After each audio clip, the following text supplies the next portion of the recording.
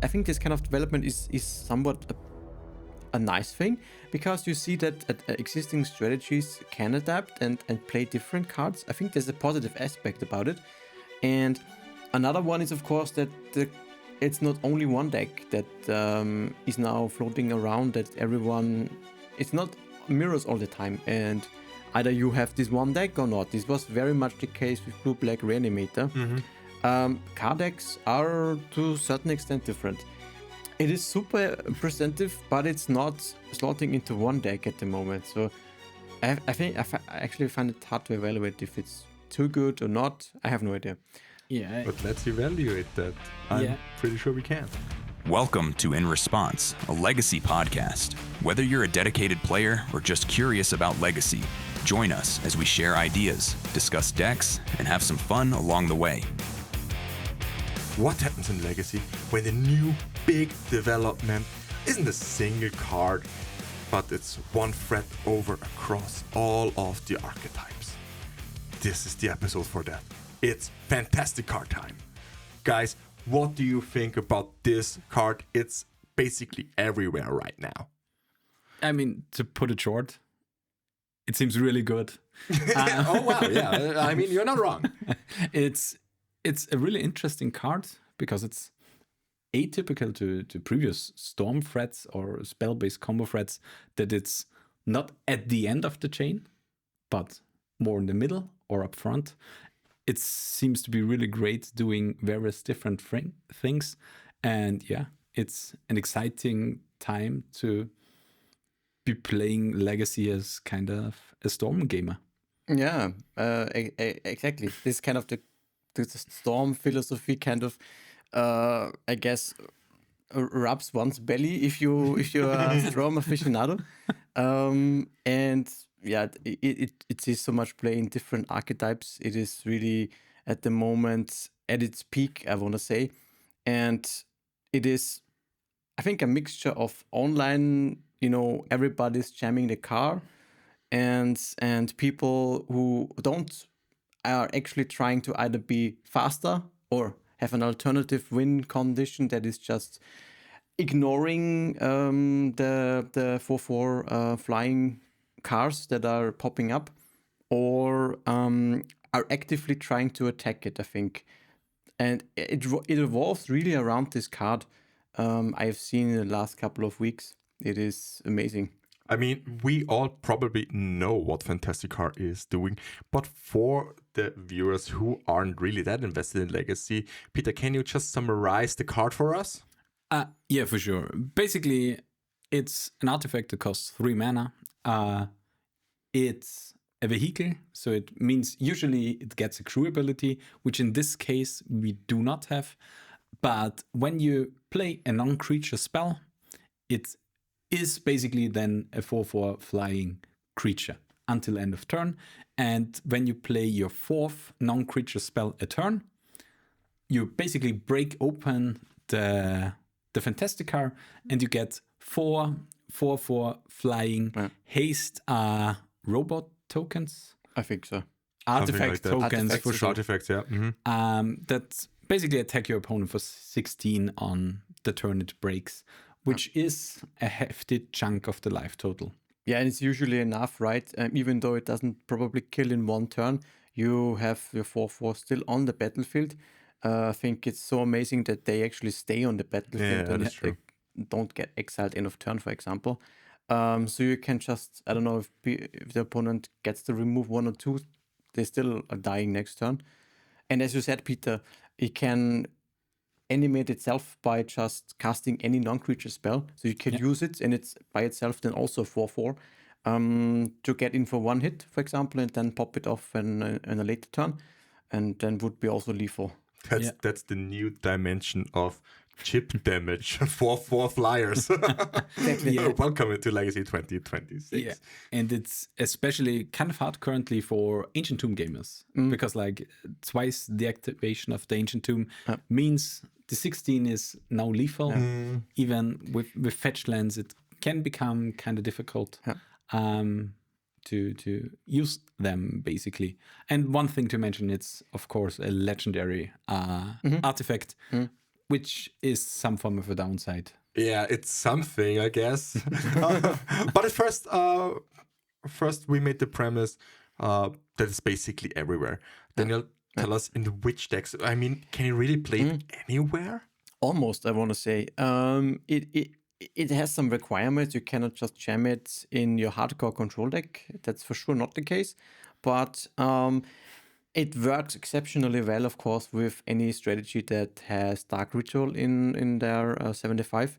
So Doomsday was the first one that picked it up very successfully and is still to this day, in this couple of weeks, the most prominent version of the deck.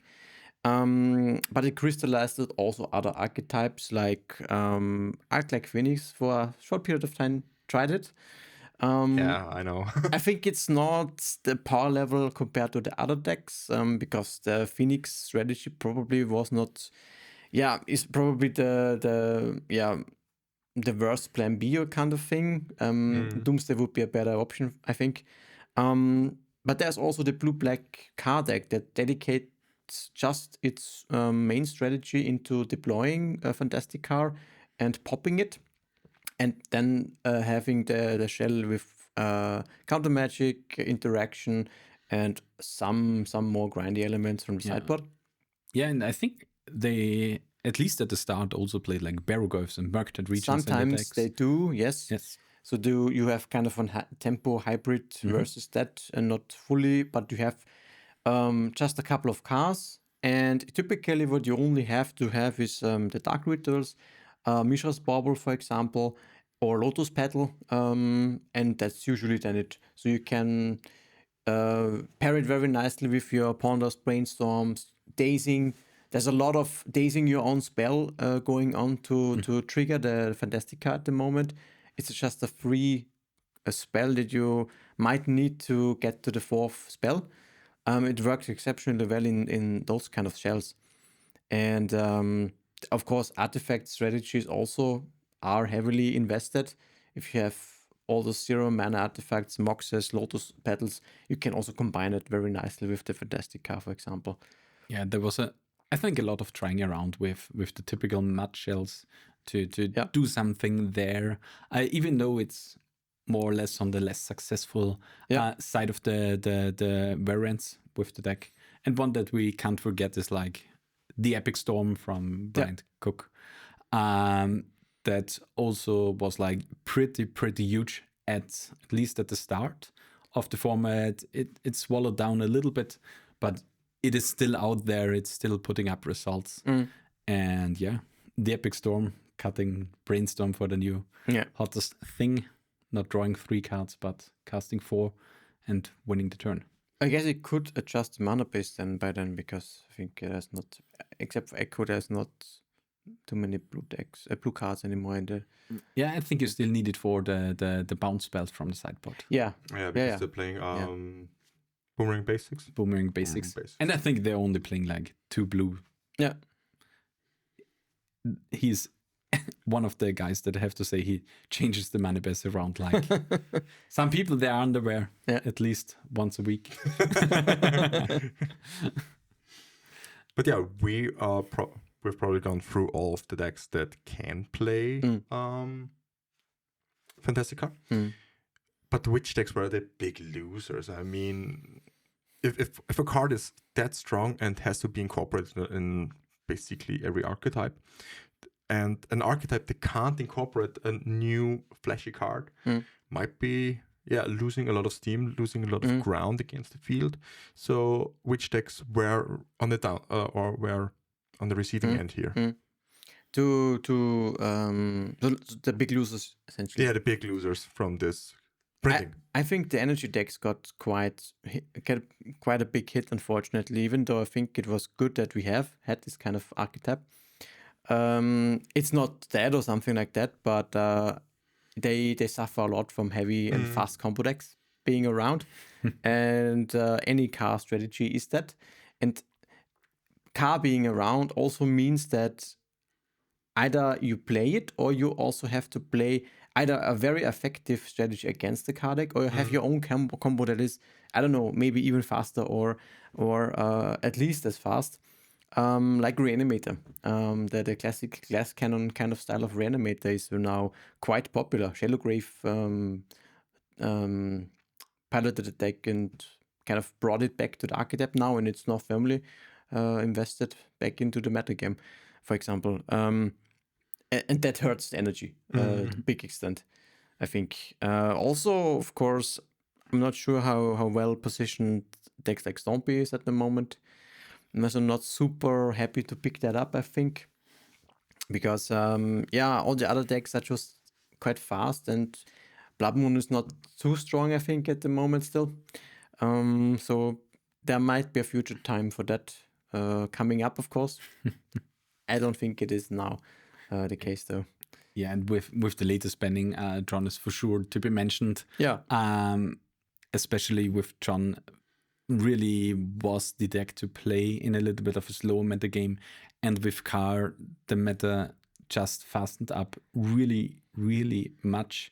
I think it should be the winning turn at least down by 1, which is insane of a format shift for Legacy. And yeah, those decks basically are disappearing because you don't have the time to adjust there. You don't really have the cards to answer it, even though Disruptive Loots are really good against Car. But yeah, against Doomsday or Arclight Phoenix, as you previously mentioned, which of the cards do you name? Yeah. Do you name Fantasticar? Do you name Doomsday? You die to one or the other side. Do you take Dark Ritual and you die to Lotus Petals? It's currently a really hard time for decks that are playing colorless answers to a lot of stuff. Yeah. So with that out of the way, I think we can talk a little bit about the solutions to the car menace that's happening right now. Because according to our data, we have about 25% of all decks, or Fantasticar is it's played in 25% of all decks right now. Yeah. So it's Exactly. everywhere. It's really everywhere. So you have to, if you don't want to join them, you simply have to play something that's good against it. So what are the solutions to battle against car? Yeah, I think like you could go for these Reanimator strategies if you want to go over the top, or not over the top, but under, and try to be even faster. You could go for that. In terms of interaction, I think it's at the moment difficult because you have, for example, Doomsday has both plans available and can shift to another strategy. But one deck that is for sure worth mentioning is the Riddler deck, unfortunately. Blue-white Riddle. Funnily enough, yes. Naturally, it has Stifles, which is quite strong. I think it's a very good exchange for Blue-white Riddler to be able to stifle the trigger when the opponent has invested 4 spells. Unfortunately, the car stays on the battlefield after the trigger. You don't need to sacrifice it as part of the activation, basically, of the trigger. But I think it is, from 1 mana, a very good exchange that slows it down, and opponents need to rebuild themselves. exactly. It's very good. So naturally with Stifles, I think it's a fantastic deck at the moment. Works also against the Doomsday strategy, of course. Yeah, and I think the correspondent deck to that is also Blue-Black Tempo, kind of got an upswing. Tron was the deck that Blue-Black can't really beat. Yeah. And now we're back into a combo meta game. We are still a Days Force of Will and Forces deck. And those usually fare well, and they do to some extent in this meta game, even though it's kind of hard sometimes to play against Doomsday now with basically 8 action spells. But yeah, Blue-Black is something definitely on the lookout in the new format. Exactly, yeah. For Blue-Black Tempo, I'm always trying to not like pick my poison kind of when I because I like to play it quite a lot actually, and at the moment I'm actually debating on how good it is. I think it's very good overall. But you also have strategies like lands. Overall, I think they got hit quite bit by all this combo, but they tend to play now 4 Sphere of Resistance in the main deck to compensate for that heavy combo meta game.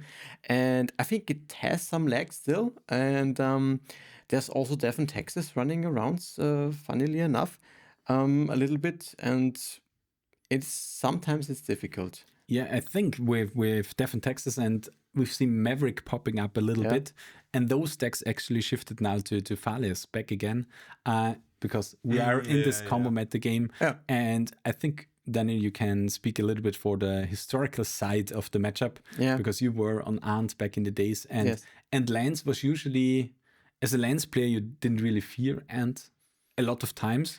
When you can live up until turn 2, because then you resolve your spheres. If you get God on turn 1, you get God.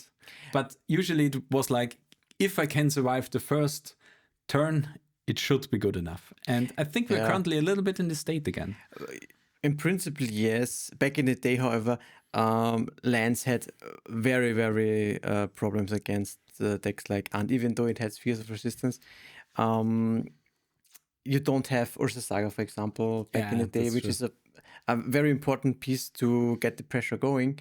Myriad Large, of course, can win you in one turn, but you need to get to that point. And a Sphere of Resistance usually once doesn't help against, back in the day, Ant.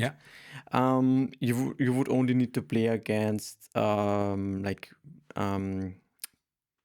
Rotation.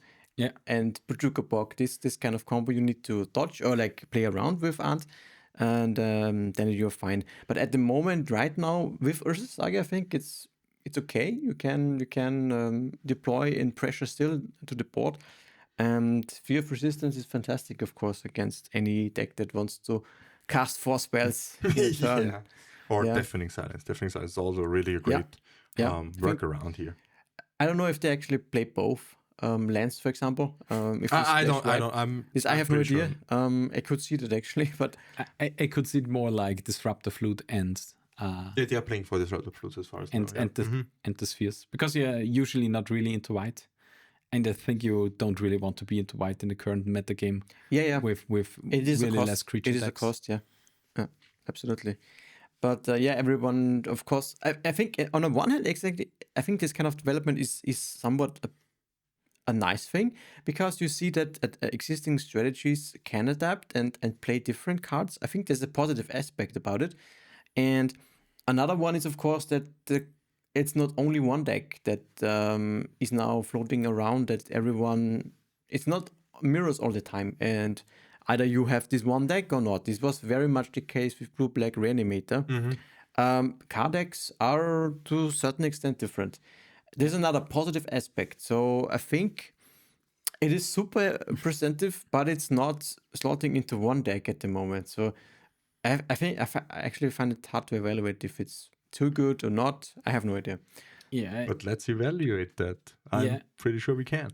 Yeah, it's from the deck perspective. I've read that, like in the blue-black shells, in the dedicated car shell, it is on the downswing. In TS, it's a little bit on the downswing from the win rate.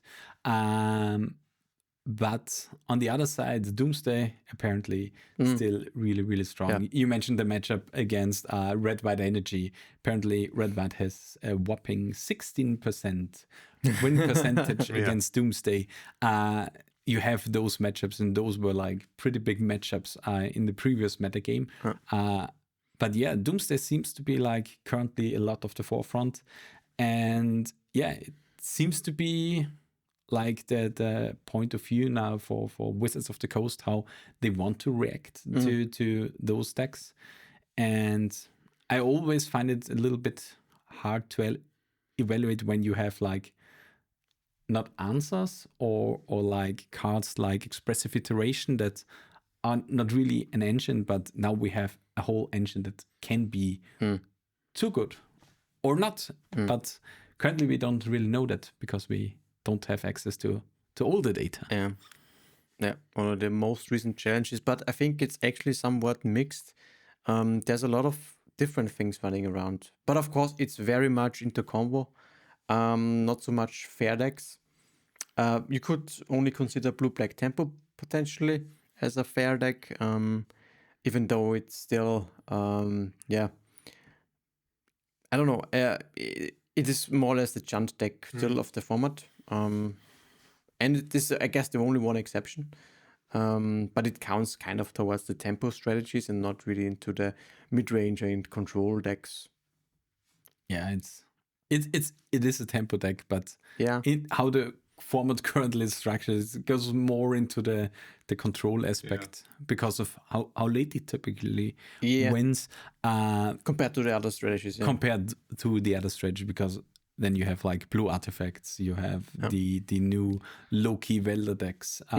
It's a lot of combo actually, or kind of stompy, or I'm putting my whole hand on the table on turn 1, turn 2, and try to win with those. We don't really have, besides the blue-black, blue-white deck, not really those decks that tend to play too fairly, basically. Yeah.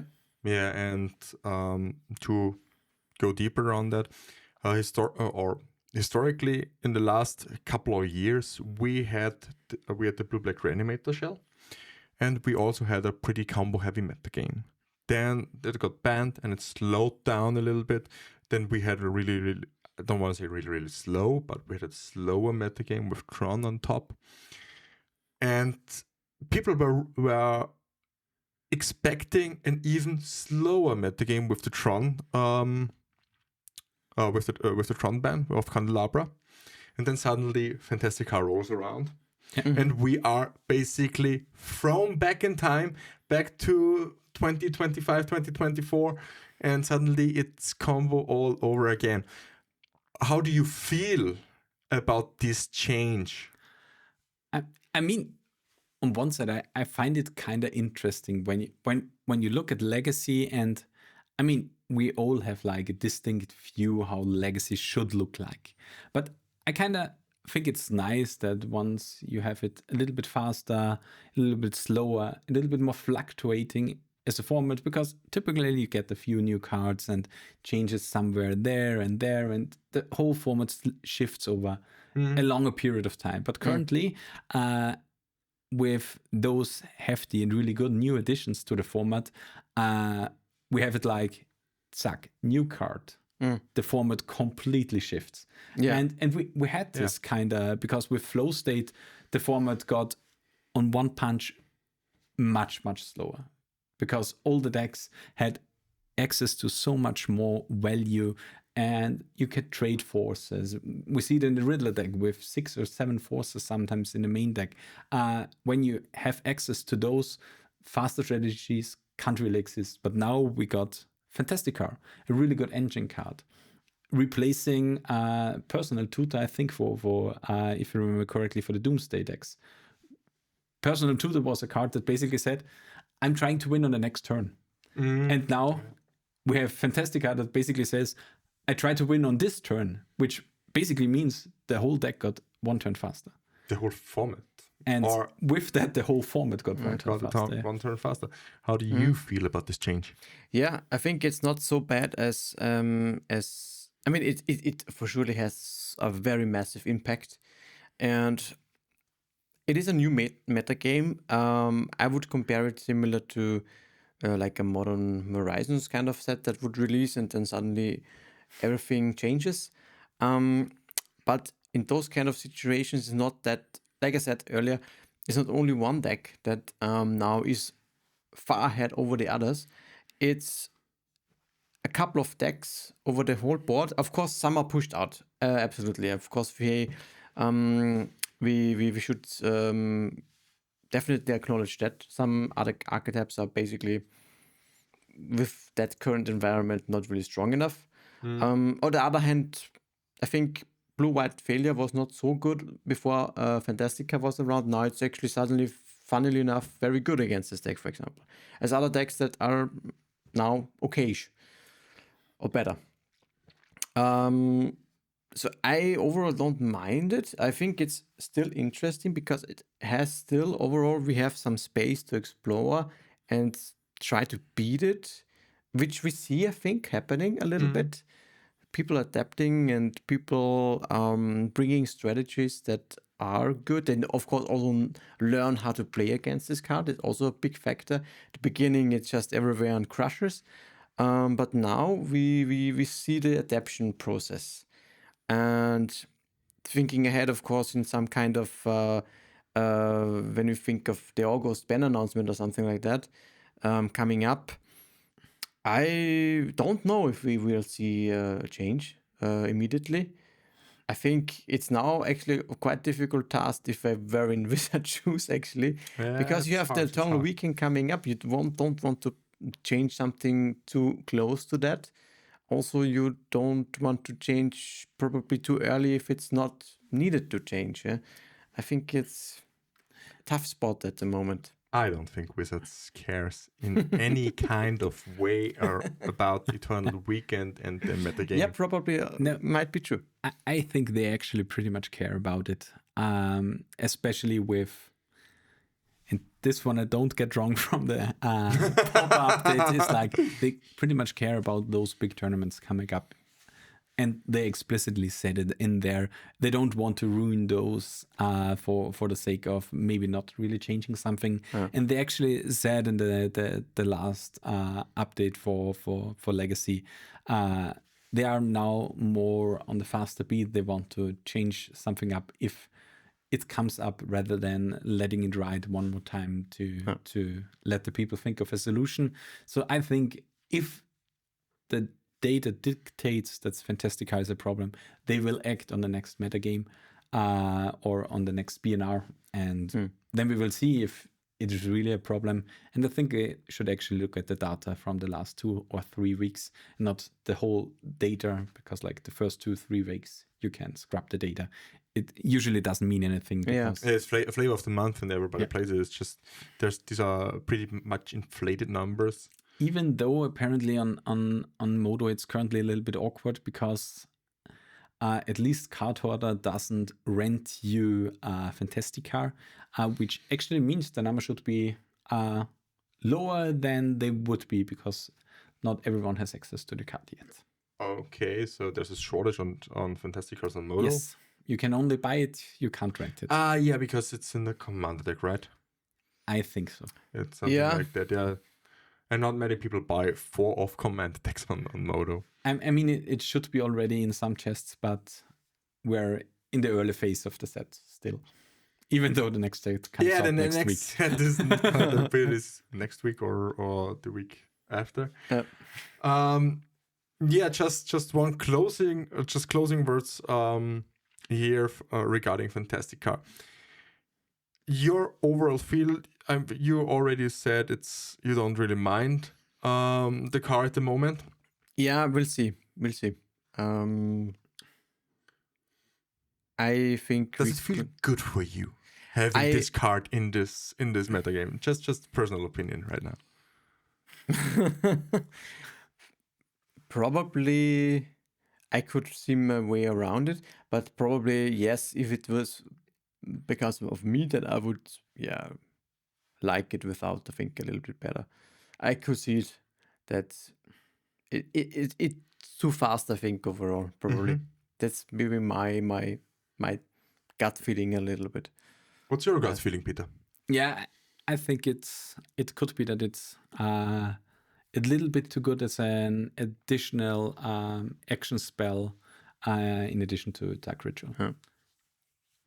100%. For me, to be honest, I was so happy when the format slowed down a little bit with Flow State and Tron. Being big or getting Candelabra banned. And then suddenly, Fantasticar rolls around and it's like, well, it's the same thing again. And for me personally, totally personally, it doesn't feel fresh, to be honest. It feels like it's the same thing again, just with a different card, with a different engine, but the format feels stale again. Funnily enough, it's all new, everything's new, but the format feels like nothing happened in the last half year. Even though we had changes. even in though the we had game. Yeah. huge changes. And that's one thing I can't really wrap my head around, to be honest. Yeah, it's true. It feels like the whole longer gameplay period is like gone at one point, and we are back to jamming turn 1, turn 2 again. Yeah, That's it. basically. Yeah, true.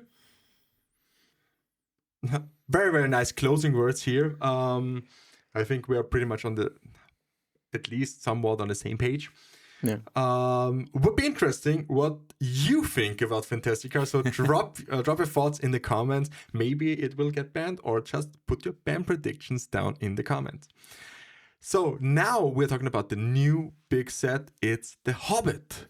It's the next iteration of Universes Beyond. Even though for me it feels like we have only Universes Beyond sets all the time. But Yes. well, yeah, I'm not Butsy, so well. But Hobbit at least doesn't really feel that bad for me. It's fantasy. It's a very, very beloved franchise with Lord of the Rings, with J.R.R. Tolkien. That's how they get you. It doesn't feel that bad. We are all excited for Lord of the Rings. Bam, SpongeBob. Yeah, that's the thing. Well, yeah, you're not wrong. We talk now a little bit about the Hobbit, and we've got some nice spoilers. Some of them are already very, very known. So the first card we're talking about is one of those. That's Bilbo, Thief in the Night, as far as I know. I think so, yeah. And Bilbo, Thief in the Night, is a 2/2 legendary creature, halfling rogue, for 1 and a blue. And it's basically, for I think, Retro Arcanist on steroids. Yeah, for sure true. The static ability that cards that you cast from otherwhere than your hand cost 1 generic less is really, really good. When it attacks, you can flashback basically an instant sorcery or an artifact, which is kind of cool. And I'm really, really excited to explore it in the near future. And yeah, instant sorceries like Dreaded Arcanist get exiled, but you don't have the restriction down to its power. You can cast your flow states for 1 mana again from your graveyard. You can get back your core steel cutter after your opponent meltdown or whatever it is. It's for 1 mana. Really nice. For 1 red, yeah. And yeah, it will be a really, really exciting time for the card in the near future. And this is actually a card that maybe is able to slow the metagame down. Might be. Daniel, where do you think will Bilbo shine? Oh, yeah. Given the fact that it can flashback artifacts, I really like it as similar slot as Emery in the artifact decks, so like an value engine. So I don't know, flashbacking baubles and other artifacts that you might need seems very nice, I want to say. Flashbacking baubles with a Loki on the battlefield sounds great to me. Yeah, for me it feels a little bit like the Loki slot, and it for sure has to be found out which of those will act better in there. But yeah, having access to those artifacts, and those artifacts don't get exiled when it enters the graveyard, which is a huge part. So getting back your baubles, sewer camps, or whatever is really, really nice. And yeah, I'm really excited how, other than the Welder decks, it will fare in the fair blue decks. Yeah, I think it's clearly something that people will try in the blue-red tempo decks, I think. As it was the case with Dreadwood Arcanist back in the day. The only downside is it's legendary, so you cannot just jam 4 copies, I think. It's not worth it too much. It's a free off, in my opinion. 2 to 3, in that range. Potentially, if you find the slots, and if the format allows it, and if it's really worth it. Good thing is it doesn't die to Bowmaster straight away. It's a 2/2. Yeah. The body itself, however, I'm not so 100% sure if that is like relevant enough. But, just having it on a battlefield and casting your spells for cheaper is for sure a nice thing to have. One thing that needs to be thought of is, of course, when we think of blue-red tempo, they have of course a lot of mana pips in the cards, and often 1 mana cards as they want to be cheap. So I guess the most value you get out of it is when you cast your flow states for 1 mana less. Or the chorus steal. A core is still okay, yes. Baubles. I think it is actually. Baubles are not reduced. They are already cheap and free. Yeah. Yeah, but they blue-red is also a deck that plays baubles. Yeah, for sure. You have a lot of You can recast them, yes. Yeah, I actually think that it's somewhat competing with the Corey Steel slot a little bit. It's a 2-drop. It feels like it. Yeah, Feels like. I think it might be a question how many you can run on both set of things. Because you definitely want to maximize your flow states. I think in that you need to make sure that the instant and sorcery count is still okay. It will be a balancing act for that. But I think it will be part of the deck for sure. Absolutely, yeah. Do you also think like blue-black tempo is something that can be good? Because I feel like blue-black didn't really had access to Dreaded Arcanist. I think there were some Grixis lists running around back in the day, but now with a dedicated blue-black deck and a blue version basically of Dreaded Arcanist, maybe this one can make the resurgence. Like turn 1 Thoughtseize, turn 2 this one, turn 3 flashback the Thoughtseize, have the Days or the Force of Will up in between. Seems like a really good thing. Yes, exactly, yes. Yeah, I think it will be tried, absolutely. It's just a matter if it's in the grand scheme of things, if it's good enough for Legacy. And and how many copies you can afford to play. I think that's down to that. Yeah, like you said, 2 to 3, I think sounds pretty good to me. I mean, it depends if it's like something in the format that you must answer. You will play 4 because like the first one gets bolted, sworded, or like fatal pushed anyway, or force of will. Then you need to have the backups. But like it was with Dreaded Arcanist, because like the second one was also shit. Because like you exiled your instant or sorceries in there. You didn't really got that much value out of there because you still were like on 12 or maybe 14 1-cost instant or sorceries in the deck with like Brainstorm Ponder, the removal bolt, Brainstorm Ponder, bolt, and maybe 2 Preordain or something like that. And I think you didn't really play much more, so will be interesting. And I think if the deck is really good, we may need to see Borbos again. Yeah, which would benefit mostly blue-red, I think. Blue-red, yeah. Bobbles could see playing blue-black because of the Goyfs, the Goyf, yeah. Some versions do at the moment. And of course, if you're playing Fantasticar, then you... Well, of course. We are playing the Bilbo Fantasticar. Bilbo riding in the car and winning the game. Yeah. I'm excited. I love it how at first we are so analytical and then, no, Bilbo in the car. Awesome. I can feel the disdain for Universes Beyond here. Yeah. So, Bilbo will be a very, very interesting card for sure. But one that flies a little bit under the radar is Riddles in the Dark. Riddles in the Dark is basically a fact fiction kind of card. It's an instant for 2 and a blue. And you take the top 4 cards of your deck and you separate them into face up and a face down pile like you want. And your opponent chooses one of the piles that goes to your hand and the other one goes to your graveyard. What do you think about this one? It's like Sauron's Ransom, actually. Yeah, I actually just got the card. I was thinking there was a Sauron's card that did something. I think it cost 4 back in the days. No, 3. It was 3, and the ring tempts you. 1 black and blue was Sauron's Ransom. So that's exactly the same, just different mana cost. Really? Yeah. Also a face up and face down pile and 4 cards? Wasn't Sauron's Ransom 3 cards? No. I don't know.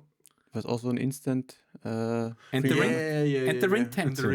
The ring tempts you, yes. So Sauron's Ransom if the mana doesn't make sense would be slightly better.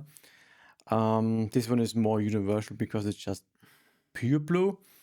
Yeah, but yeah, if you compare it to Sauron's Ransom, that was quite strong when it came out, when Lord of the Rings came out. On 2022. Yeah, as like a 1-2 in some decks, but it didn't really last very long until it was overshadowed by just better cards. Yeah, I think then we had kind of the expressive iteration side time basically. Yeah. And then the iteration was before. No, it was iteration was before. It was before, yeah. It was like the beginnings of blue-black scam grief kind of styles where they played that. Yeah, they played it as a one or two of, like, yeah. Mm-hmm. And then you rebought it basically with the land and with Sanctuary and then you may even make the a final step of the It was a ring. Beans card, for example, in the Beans control decks. Okay. Yeah. But here, why I included Riddles in the Dark is especially the mana cost, because it gets cast from City of Traitors, because it gets cast from Ancient Tomb. Do you see any kind of implications here? It competes with the stock-up slot for sure, but the instant speed really makes it interesting, in my opinion.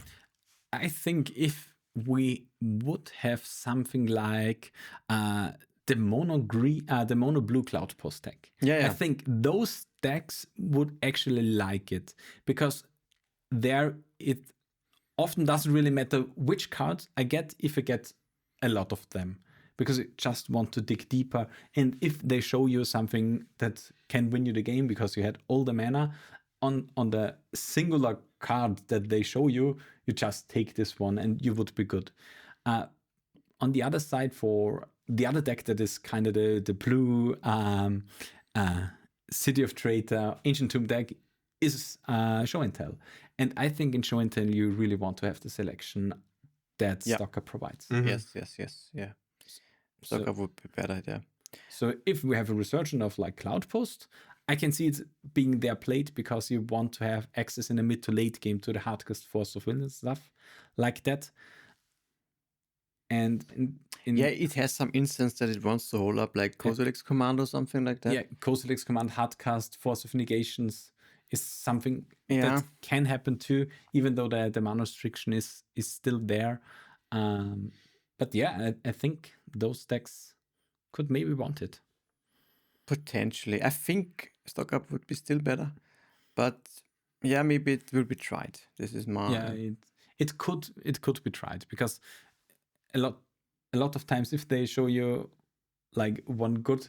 I don't really remember the play patterns of Saurons, because I was not the one that played it, but usually sometimes you want to hide somewhere the good card, or you show a good card and put like 3 bad ones in there, and you kind of want to tempt your opponent to take this one pile.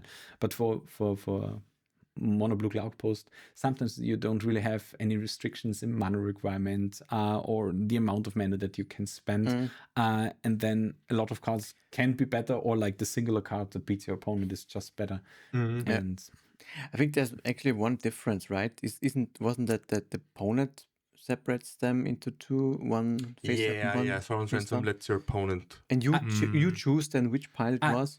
For this card, you choose your pile, and then your opponent chooses that one which it's reversed, kind it's reversed. Yeah. Oh, that makes it so much worse. Yeah, you don't want to give your opponents choices. Yes, number one rule in Magic the Gathering. I don't like this card. No, you choose the piles. But you make the piles, but your opponent chooses that which one you get. But Sauron's Ransom was turned around. Your opponent made the piles, and you choose which one you get. Yeah, I think Sauron's Ransom effect is better. Yeah, I also think way so. better. Yeah, way better. I don't like this anymore. I want my stock ups. Yes, I agree actually. Yeah, because I just thought about it. Yeah, and this makes a big difference. And you cannot just. If you really want a card and basically it's known information, you have to hide it. And if 2 shit cards then on there, you will just get them. So you also have to put juicy cards in there to I don't know, not outsmart. And I think it's Sauron's Ransom would be. But actually, let's look it up. Let's. So we've got the confirmation. The confirmation. It's shit. I think it's still interesting, maybe for things like I say for Club Host or something like that, because it's still, how do I say this? It's still not that bad if you don't really care about what kind of cards you get, as long as you get a lot of them. I think you have to play it in Dredge, and you put like 4 cards face down for your opponent. Did you get all into your hand? All into your hand or all into your graveyard? Then you can go to discard. And then you go, well, land, LED, Faithless Looting, crack it, bam.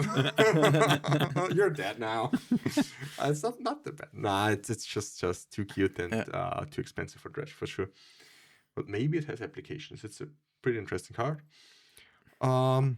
To be honest, these are the only 2 cards I have found so far from the Hobbit. But this set It's comes ongoing spoilers, right? Or it's so much Commander cards in there. A lot of very, very flavorful cards, very interesting ones. But for Legacy power level, these were there's one that is really interesting. There is like this wizard stuff that can make your Tameo flip twice.